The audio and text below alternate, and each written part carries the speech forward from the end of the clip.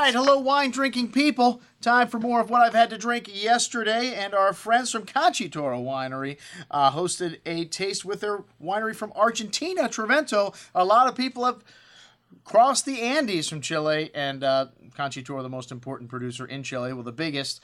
These guys went there in 1996, in the early 90s when everything got started, and found 100-year-old, some great vineyards, some 100-year-old Malbec grapes, and that's what this Trivento is, this few hundred case production wine.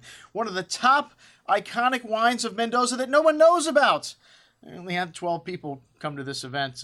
Actually, I think there's only 6 or 8 actual connoisseurs, and it's still hard to get people to come to a higher-end Argentina or Chile event.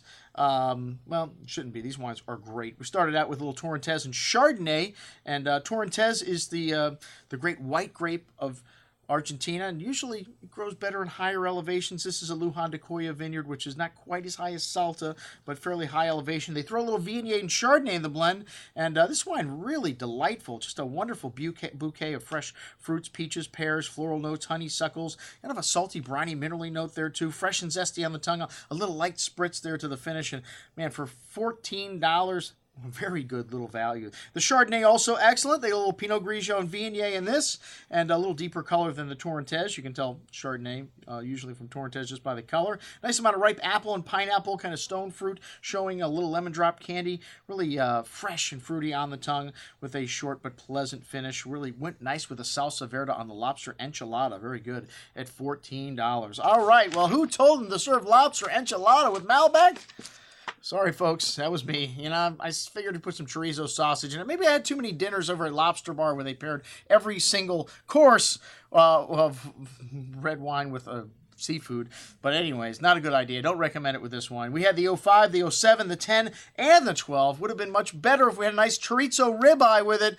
But these wines really showy. Yolo's the keeper of the winds, and we experienced the Zonda wind while we were there. Yes, this is a warm wind that blows down from the mountains, the Andes, when they have a big snowstorm. So it takes all the warmer wind, and it blows it down with the colder wind, and creates a lot of dust and lower pressure. And anyways, kind of mysterious, and that's what this wine's named after. Anyways, there's 3 different winds, and the 05 is really drinking nicely. There's a little bit of Syrah in this wine, so it's not always 100% Malbec, and a lot of dark berry fruit, some black olive tapenade, blackberry, bittersweet chocolate, really big and chewy, but nice ripe round tannins. This wine's still quite fresh and lively, most excellent juice.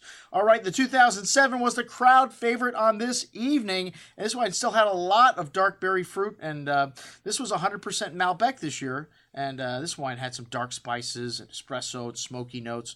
Really bright, though, on the finish. These wines, even though they're big, wonderful balance. This wine's going to last a long time. Most excellent juice. The 10 was my favorite, not just because the alcohol ratio is 15.5, but this wine, just the nose on it, everything stood out from the moment we opened it up. Blackberry, blueberry, liqueur-like fruit. Really intoxicating bouquet of dark chocolate, violet floral notes. Big and chewy wine on the tongue with ripe brown tannins. This wine's still a bit dry at the end, has some tannins, but a lot of fruit, man. I would want to taste this wine in a decade. Most excellent juice. And then the 12 vintage, still very young, but this wine, like all the other wines we had, this Trivento Malbec, just an outstanding wine. Even though it's big and rich, this wine's showing a lot of black raspberry, black cherry fruit, nice toasty oak spice, that violet nuance, even bigger on the second day. But this wine's got the right stuff. It's got nice freshness, and this wine's going to last a long time also. Most excellent juice. And that's what we had to drink with our friends from Trivento at Toro Winery. I'm your host, Andrew Lamposoni, signing off for the Wine Watch, saying remember, always drink the good stuff first.